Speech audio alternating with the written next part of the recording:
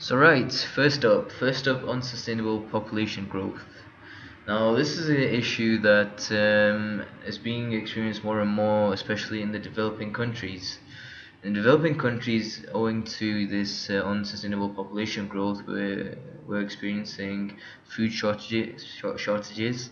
We're experiencing unmanaged migration, misuse of land, mismanaged urbanization, and these all are creating issues that are basically not allowing people to live what would be classified as an abundant lifestyle. People are having to compromise on basic necessities.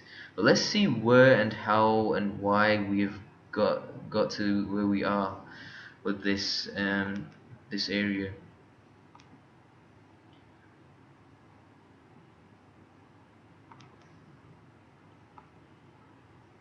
So if we go back roughly 2 centuries ago, if we go back to the 1800s, what essentially happened was with an increase in technology, an increase in infrastructure, with better facilities, we had an increase in population, so better healthcare. So we went from a population of roughly 1 billion people on the planet that increased rapidly. So in the next 100 years, it increased to, well, um, 0.7 billion. And from the next century onwards, in the following century, it almost increased threefold. So we're hitting 6 billion. And so this exponential growth is one of the key root causes to lots of the things that we are experiencing at the moment. But as you can see, the distribution of the population is very different from the developed countries compared to the less economically developed countries. So in Europe, North America, Australia, New Zealand, Japan, I mean the population increase has been not that significant.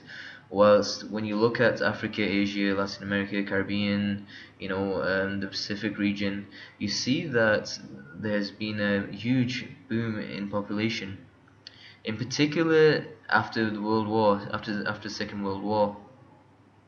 Now, if things stand as business as usual, then the population, according to UN,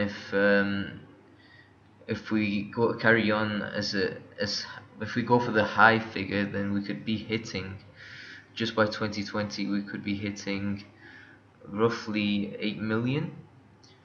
And if we carry on medium, so business as usual, by 2080 we could be reaching 10 billion.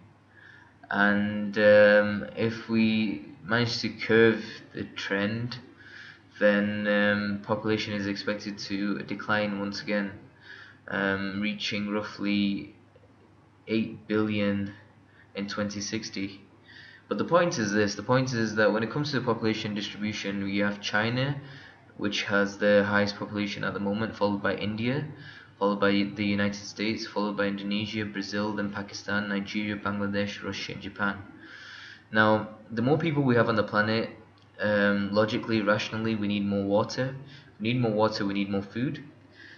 So, for more food, we need more land. With more land, you need more energy. With more energy, you'll lead to more emissions. And so, this is one of the key dilemmas of this century, managing this population. Firstly, we need to look at, is the land a concern? And from that, basically what we find from the data is that in fact the land is not the bottleneck. It's not actually of concern.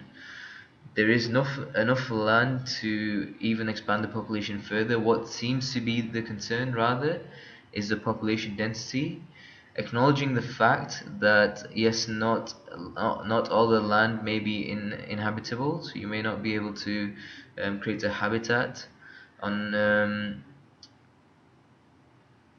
each basically square foot of land on the planet.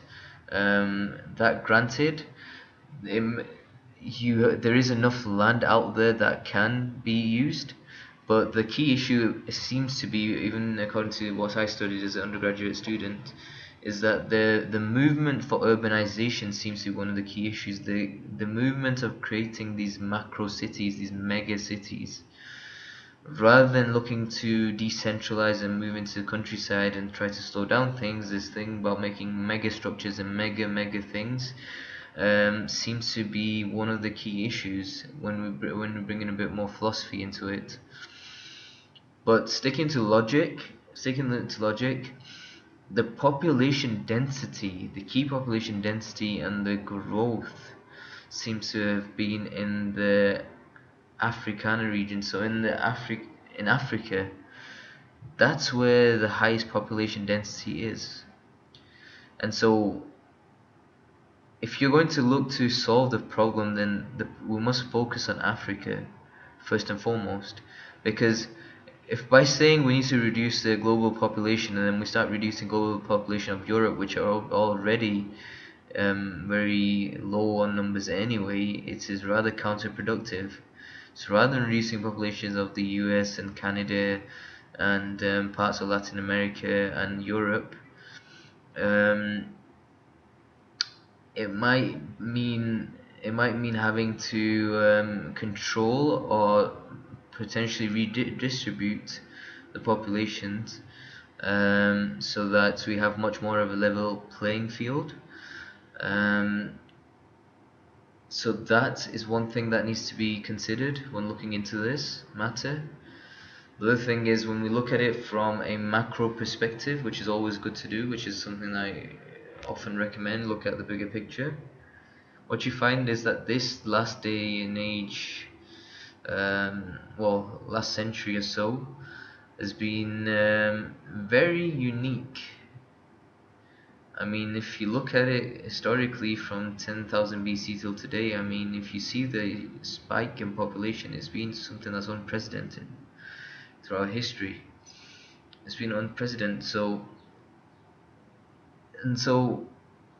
the key thing is, when you experience something of this nature, the key thing is not to get overwhelmed by it.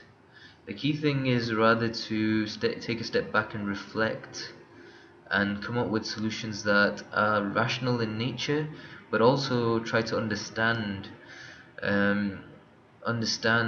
how you can address it in a positive manner. Because I mean, anything that you have can be addressed in a positive way or a negative way. A negative way would be just to induce a world war and reduce the population. That would be an option, sadly, right? But in a positive manner, you can curtail that, and you can manage things, and you can come up with positive solutions. Now, just to give you more of a clear picture and an idea of how we got here, I think there's this wonderful video by NPR, which will illustrate that, and so I'm just going to play that first.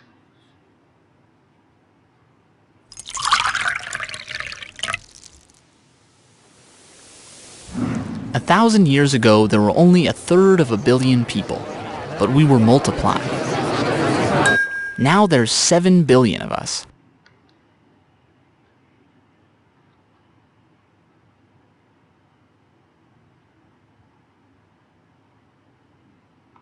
How did we grow so much so fast? Say this glass is North America. The fuller the glass gets, the more people there are. Water drips in as people are born. Water drips out as people die. Okay, here's the entire world. Now let's go back 1,000 years. The Americas are nearly empty. Europe and Africa have less than 100 million people between them. And just like today, most people live in China, India, and the rest of Asia. For centuries, things stay pretty much the same. Births are canceled out by deaths. Women are having lots of babies, but most babies die before they grow up and have families of their own. We don't reach 1 billion until 1804. But things are changing. Better medicine and better agriculture are starting to slow the leak from the bottom of the glass. People still die, of course, but more babies grow up and have babies of their own. Lots of babies.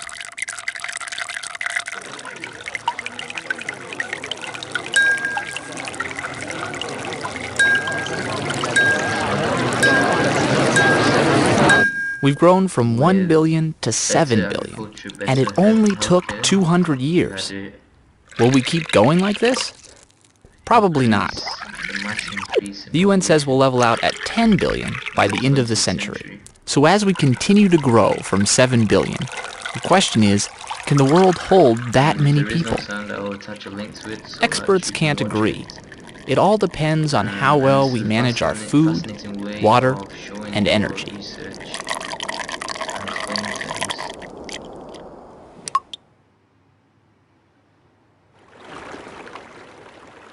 For those that are into the academia. But moving on. So what are the solutions? I mean, here's the thing. So you've got people coming in, people leaving. You've got births happening, and you've got people dying. So here's the thing. At the moment, we've not figured out. We don't have any aliens coming into this planet that I know of. We don't have human beings coming in or people coming in, and we don't have people leaving, going out. So basically, people are either being born or people are dying, and that's what leads to the accumulation. And because the birth rate has been much faster or greater than the rate at which people have passed away, then that has led to an accumulation of people. And so, what are the solutions? Either we need to work out people leaving, okay? So leave Earth out, so work out this people like SpaceX and people leaving for the moon or for Mars or for all different planets. But honestly speaking, and being pragmatic and realistic, that is a long shot.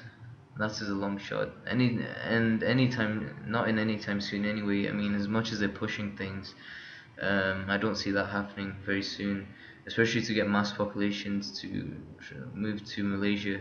Sorry, Malaysia, Mars. I don't know where Malaysia came from. Mars. The other thing is, promote homosexuality. There's movements that are being paid to do that. Okay, again, that's something that's questionable. Introduce reproductive viruses. Again, you wouldn't want to go there. Induce a war. I raised that issue. Again, that's not really something on the table. Create a disease. Again, that's not on the table. So pragmatically and realistically speaking, what we need to do is we need to increase the level of education. Education for those countries, in particular in Africa, that will change the focus on rather than focusing on reproduction, focusing on using their creativity for other means. And we've seen this. I mean, it's in a number of literature and books throughout history. Sex transmutation, including Napoleon Hill's book, The Art of Careza. It's a historical thing. These things are not something that are new, but they might need to be revived in such places. Using contraception as well to reduce the generation term in the balance equation. These seem to be solutions that are pragmatic and are